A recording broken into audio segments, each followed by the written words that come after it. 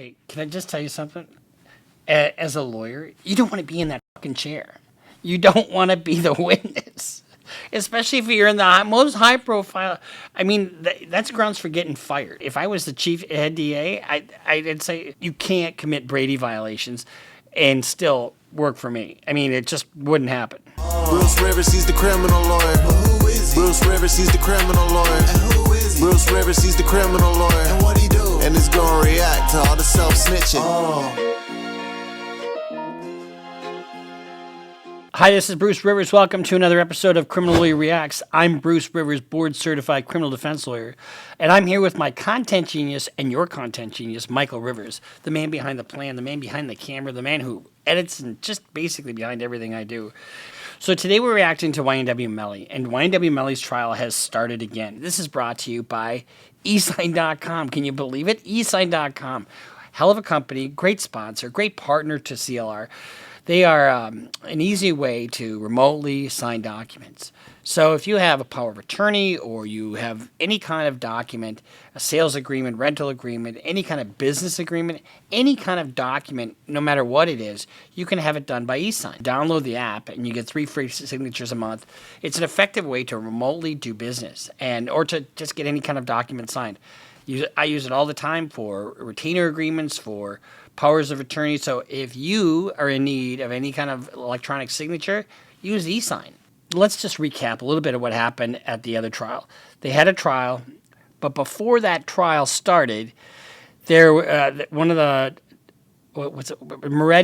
Deputy Moretti, who's one of the investigators in this case, executed a search warrant on Jamel Demon's mother's phone, Jamie King's phone, Jamel Demon's mother. There was an issue with that whole interaction. She came into the police station. They tried to grab it from her. He executed a search warrant.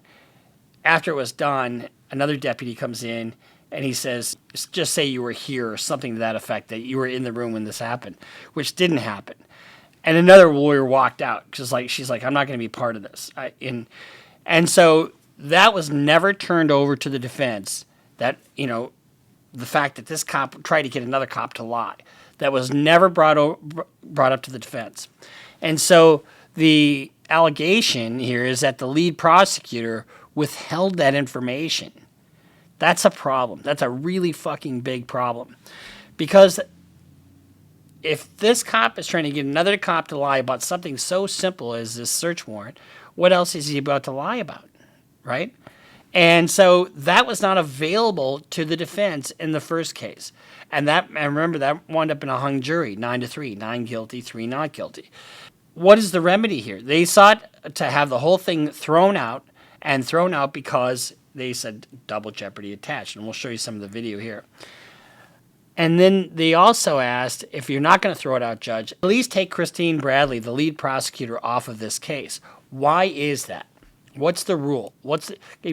Everything boils down to a rule of law, okay? Either a rule of evidence or an ethical rule or some kind of rule. Well, when you're a witness in your own case, you cannot serve as a lawyer. It's called the witness advocacy rule. You can't be a witness and a lawyer in the same case. And so they're going to call this Christine Bradley in the trial itself. There's another lawyer that was cross-examined at one of the prior hearings that they just had, and she says, I am not going to work with a cop who's deliberately trying to get somebody to lie. No, I don't say anything to Moretti. I leave the room, I'm done with the statement. As far as I'm concerned, I'm done investigating this case. Why? Because I don't work with detectives that solicit lies. Let's say you were in the room. That's a real problem for the state in this case. So Christine Bradley now is no longer the lead prosecutor, and that kind of throws a monkey wrench into the state's case in the sense that Christine Bradley knows that case backwards and forwards. So somebody else has got to get up to fucking speed really goddamn fast. And I know she had co-counsel on that case, and it is the biggest case that they have. So ostensibly, I would think that more than just one person would be up to speed on it. But And they can get up to speed also while they're doing jury selection. So they're gonna be in jury selection for probably the next 2 weeks. And so one of the things that's going to be very difficult is to find somebody that, number one, hasn't heard about the case, or if they haven't formed some kind of opinion on the case. But so they will have a couple weeks of jury selection. And remember what I told you about jury selection? That's where you question the jury about whether they can be fair, that kind of thing. And you can't strike a jury for being black or for their religion or for any other reason like the gender. But you can strike them for no reason, just because, he probably watches Fox News. He probably, whatever. You can strike him for any or no reason. Or he watches CNN or MSNBC. He's liberal. He's conservative. He's, he's an NRA member. He's going to judge me harshly, which probably wouldn't happen, because NRA members are more permissive with guns, in my experience. But so now they're going to start jury selection without the aid of Christine Bradley, the main prosecutor. When you think about it, it's kind of hilarious because it's a rookie move. I mean, it's just stupid. There's no reason that, number one, that shouldn't have been disclosed. Number two, that she should have interjected herself as a witness into this case. Just isn't professional. But it does give the defense some really good ammo against Moretti. As I said, Moretti's the detective on this case. And I can't wait to watch that cross-examination. We'll dissect the shit out of that. These lawyers are pretty good lawyers. And so let's just take a look at some of the courtroom scenes. You put it all together. There was a mistrial. They hid Brady material. Making Mr. Demons go through another trial is a violation of double jeopardy. Jeopardy should have attached because of what occurred. When he's talking about Brady material, Brady is a case, and it says that the government has to turn over everything that's favorable to the defense. So even if you're not going to use it, if it turns out that that is information that quite possibly could be favorable to the defense, the government has an absolute obligation to turn it over. If they don't turn it over, that's a violation of your constitutional rights, and sometimes, if it's serious enough, it could be enough to throw out a case. Not so in this case. The issue of credibility of the statement. You're bringing in witnesses, right, that are testifying to something that they weren't a party to. Ms. Brennan wasn't there. So her testimony, she would be coming in testifying for the collateral issue, wherein she was not even a witness to the initial. That's a good point. He's saying that Christine Bradley would be testifying about something she was not a witness to. So if the defense wants to call her as a witness, fine. Okay, she can't be the lawyer in the case and a witness at the same time. So out of an abundance of caution, we're going to put her over here. But what's going to be allowed into evidence? That'll be yet to be seen. Now, remember, I told you about Miss Boudreau, who is another. Listen to what she had to say. And she's more emphatic than Miss Bradley. Miss Bradley doesn't seem to give a shit or dress very well. Detective Moretti said to Deputy Morell, "You need to say you were here when I served that search warrant." And it was kind of like an awkward moment. Someone described it just kind of getting punched twice in the head. So there's a search warrant that gets served, and I'm like, what's going on? And then the next thing, he's asking this deputy to lie for him. And the next thing he's asking this deputy to lie for him, she's going to be called as a witness. I guarantee you she's going to be called because she did see what happened. But, you need to say you were here when I served the search warrant. And if he wasn't, why the fuck would you do that? That can totally screw up a case, and it's screwing up their case. If I was, and this assistant DA, she didn't want to work with him, and I would be so fucking pissed if I was one of the DAs in this case. again, I'm like this is like, I'm in the twilight, so I'm like, this can't really be happening. Deputy Gorell didn't say anything of any substance. I think he said, is there anything I'm needed for anymore, or something like that. I don't remember if he said anything at all. It was just a very awkward moment. Do you say anything to Moretti? No, I don't say anything to Moretti. I leave the room, I'm done with the statement. As far as I'm concerned, I'm done investigating this case. Why? because I don't work with detectives that solicit lies. Listen to that. I don't work with detectives that solicit lies. I guarantee you that's coming into this trial. That opinion is coming into this trial. I don't work with detectives that solicit lies. And when you think about what he did, it was senseless. He didn't need to do that. I mean, he served the search warrant. It's his word that he served it. He didn't have to have another witness to say that he served it. It could have been on a body cam. It could have been whatever. But he has to deliberately tell another deputy that, you were here when he wasn't. Is that true that Detective already said to you that what he said was a joke? No, what was intended to be conveyed. The way it was kind of portrayed later is that it was just a joke. And you heard that DA. She didn't consider it a joke. It was awkward. And she says, it was like, what the fuck are you saying? That ain't going to happen. It was not a joke, and it was deliberately held from the defense. Was that Deputy Gorell, his response was flippant in nature. That was the joking aspect of it. Okay, so if somebody from your office sends out a Brady notice in this case, If somebody from your office sends out a Brady notice, in other words, the favorable. authorized by you, correct? That is correct. And in that Brady notice that I just showed you, you're saying that there are incorrect statements of fact. That is correct. And the incorrect statement is that you were not told by Moretti that he was joking.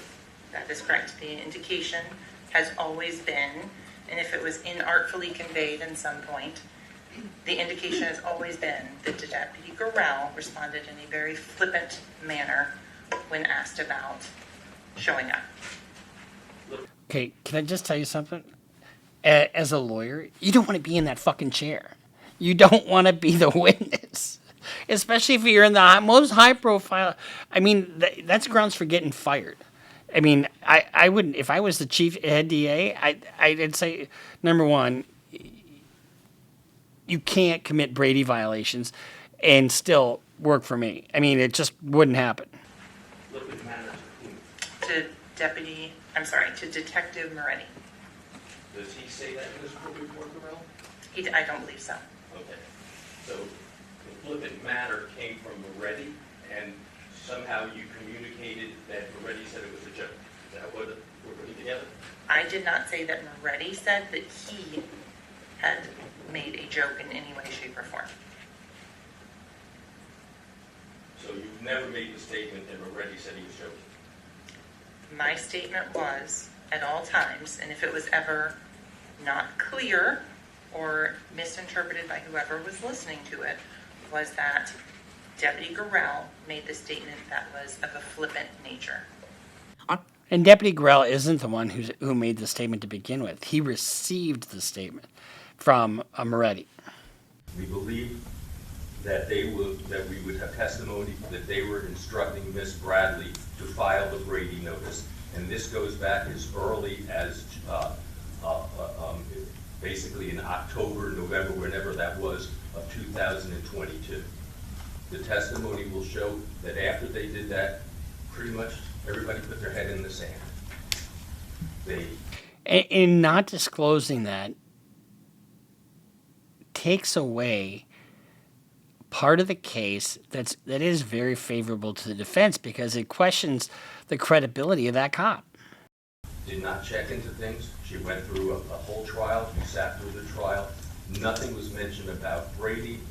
We find it hard to believe that nobody would have asked her, even after the hung jury, well, how did you handle that Brady issue?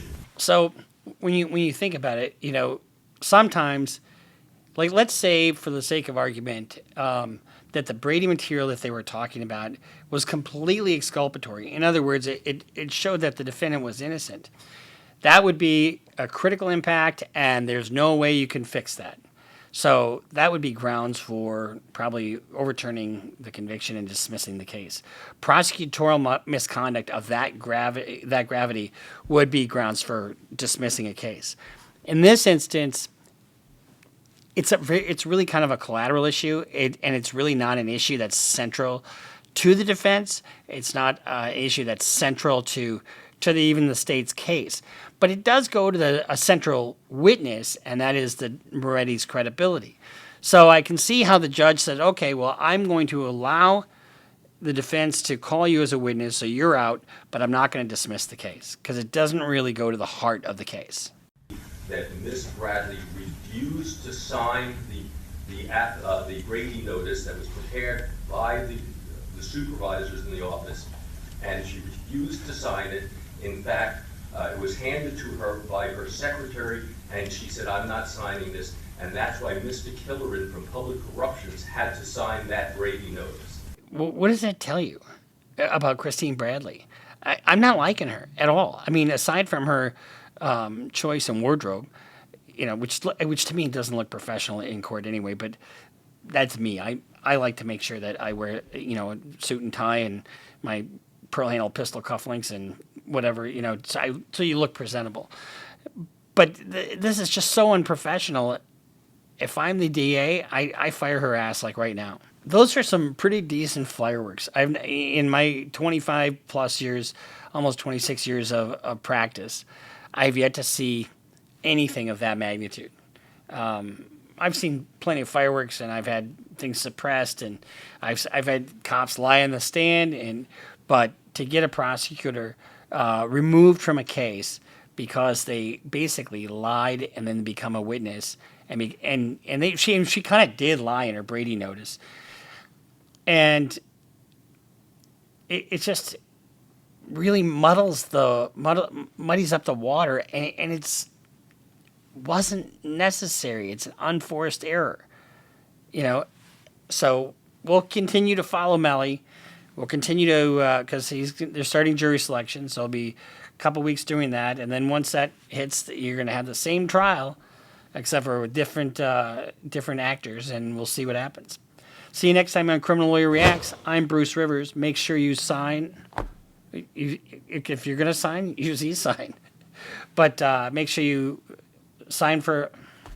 make sure you subscribe, follow us on Instagram, follow us on Twitter, and sign up for Patreon. We'll see you next time on Criminal Lawyer Reacts.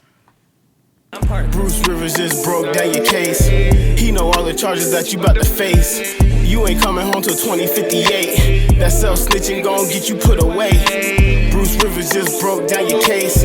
He know all the charges that you about to face. You ain't coming home till 2058. That self-snitching gon' get you put away.